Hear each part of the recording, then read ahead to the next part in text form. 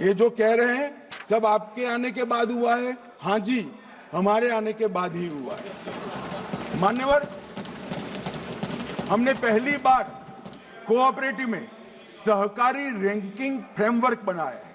7 प्रमुख क्षेत्र, सब क्षेत्र हम आवरित कर लेंगे, मगर अभी इनके पैरामीटर्स बन रहे हैं। पैक्स, डेयरी, मत्स्य पालन, अर्बन कोऑपरेटिव बैंक, आवास क्रेडिट और खादी और ग्राम उद्योग, इसकी समितियों की रैंकिंग के पैरामीटर्स बन गए हैं।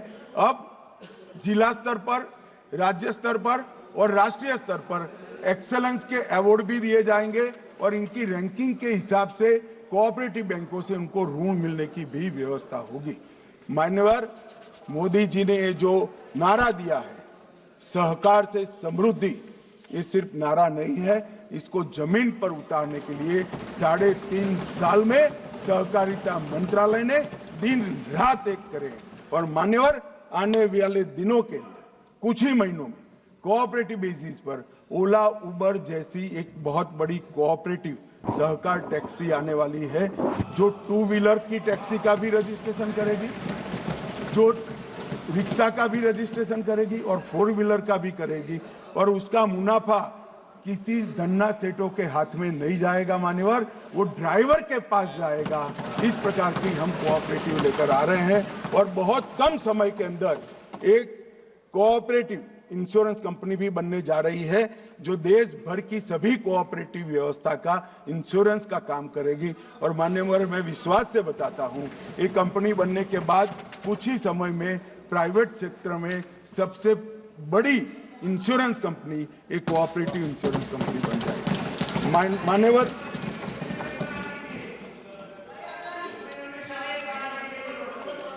मान्यवर, ये मैं जवाब में कहने वाला था, मगर इन्होंने बीच में यूपी कर रहे हैं। मान्यवर, ये जो मैं विधेयक लेकर आया हूं यूनिवर्सिटी का, इसका यूनिवर्सिटी का स्थान गुजरात में है, क्योंकि गुजरात सरकार ने जगह दी है, परंतु यूनिवर्सिटी का कार्यक्षेत्र पूरा भारत है। हर राज्य के अंदर जो कोऑपरेटिव, अरे सुनिए ना, पूछते हैं तो सुनिए भाई, जरा सुनिए ना, धैर्य तो रखिए। मान्यवर, पूरा भारत रखा है, पूरे देश में, चाहे आसाम में कोई कोऑपरेटिव ट्रेनिंग इंस्टीट्यूट है, उसको भी स्कूल या कॉलेज के नाते इसका स्टेटस देखकर हम रजिस्टर करेंगे।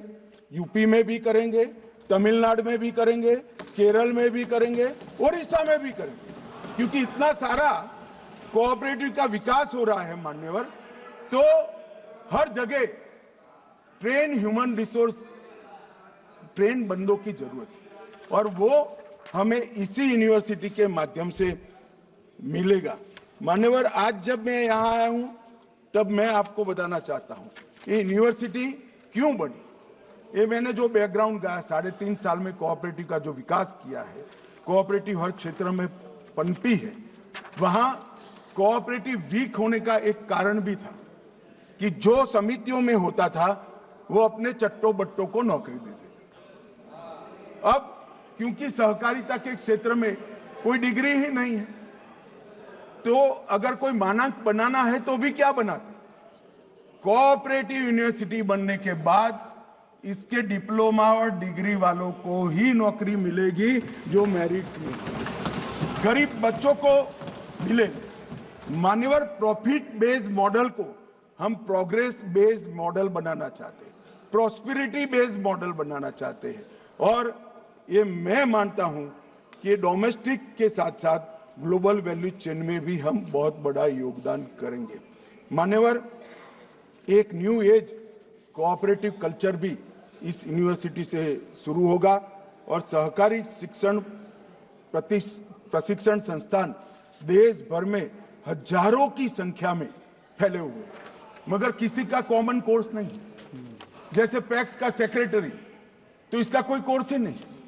कोऑपरेटिव बैंक में काम करने वाला व्यक्ति, इसका कोई कोर्स ही नहीं।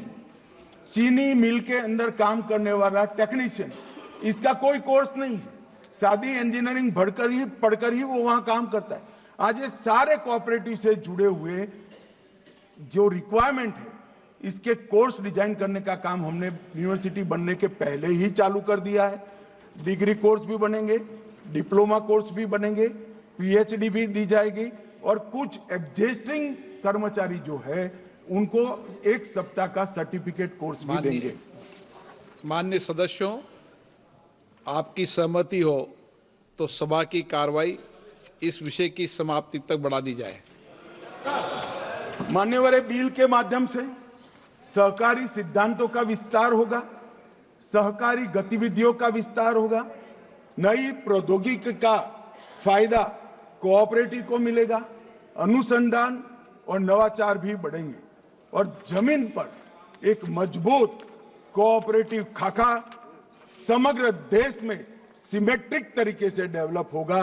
ये मान्यवर मेरा विश्वास है। इससे ग्रामीण अर्थव्यवस्था भी मजबूत होगी और ये जो एपेक्स सहकारी विश्वविद्यालय बनेगा, जो त्रिभुवन पटेल जैसे महान व्यक्ति के नाम के साथ जुड़ा है मान्यवर, वो इस देश के सहकारिता क्षेत्र को बहुत अच्छे सहकारिता कर्मी देने का काम करेंगे। मान्यवर, इस विधेयक में सोसाइटी पंजीकरण अधिनियम 1860 के तहत इसको पंजीकृत किया जाएगा। हब एंड स्पोक मॉडल पर ये चलेगा।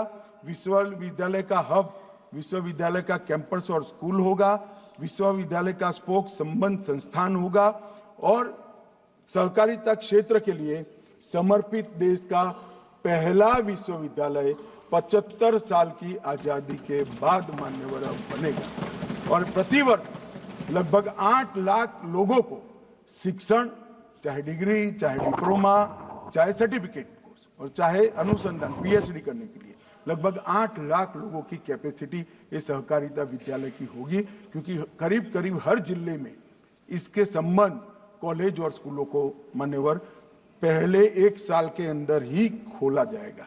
इसके अंदर तुरंत 10वीं और 12वीं पास लोगों के लिए भी कोर्स होंगे, इंजीनियरिंग के बच्चों के लिए भी कोर्स होंगे, चार्टर्ड अकाउंटेंट के लिए भी कोऑपरेटिव बैंकिंग के कोर्स होंगे, टेक्नोलॉजी के छात्र जो इंजीनियर बन के आए हैं इनको कोऑपरेटिव की टेक्नोलॉजी की रिक्वायरमेंट जैसे डेयरी है और बाकी सारी चीजें हैं, ये सब के लिए दरियाई संपदा का प्रोसेसिंग, इस प्रकार की कई चीजें हैं, इसके लिए भी अनुकूल कोर्स होंगे।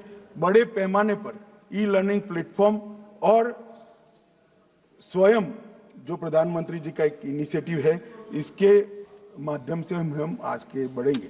राष्ट्रीय शिक्षा नीति के अनुरूप लचीली प्रवेश और निकास प्रणाली भी एक मल्टी डिसिप्लिनरी पाठ्यक्रम के साथ काम करेगी। कोऑपरेटिव के साथ बच्चा बहुत सारा पढ़ पाएगा और मान्यवर जब ये 8 लाख लोग प्रति साल या तो सर्टिफिकेट या तो डिप्लोमा या तो डिग्री लेकर निकलेंगे, मुझे विश्वास है एक नए रक्त का संचार कोऑपरेटिव मूवमेंट में होगा और हमने जो खाका बनाया है मान्यवर, वो खाका भी मजबूत होगा और सिमेट्रिक सहकारी स्ट्रक्चर का निर्माण होगा। और मान्यवर, मैं यहाँ पर खड़ा रहकर इस पवित्र सदन में जब सहकारिता की बात कर रहा हूँ तब मैं बहुत सारे लोगों को मालूम नहीं होगा, मैं 18 साल की आयु से ही कोऑपरेटिव से जुड़ा हुआ और हर एक क्षेत्र के कोऑपरेटिव का मुझे एक्सपीरियंस है। इसकी कमियों का भी मैंने खुद झेला है और उसकी खूबियों का आनंद भी मैंने लिया है। कमियां बंद कर खूबियां बढ़ाकर एक समृद्ध ग्रामीण भारत की नींव नरेंद्र मोदी जी डालना चाहते हैं। ये विश्वविद्यालय का बिल इसमें मजबूत स्ट्रक्चर प्रदान करेगा, ऐसा मेरा विश्वास है। और मैं अपील करना चाहता हूं प्रतिपक्ष के मेरे साथियों को, कभी कभार तो सर्वसम्मति से कुछ करिए।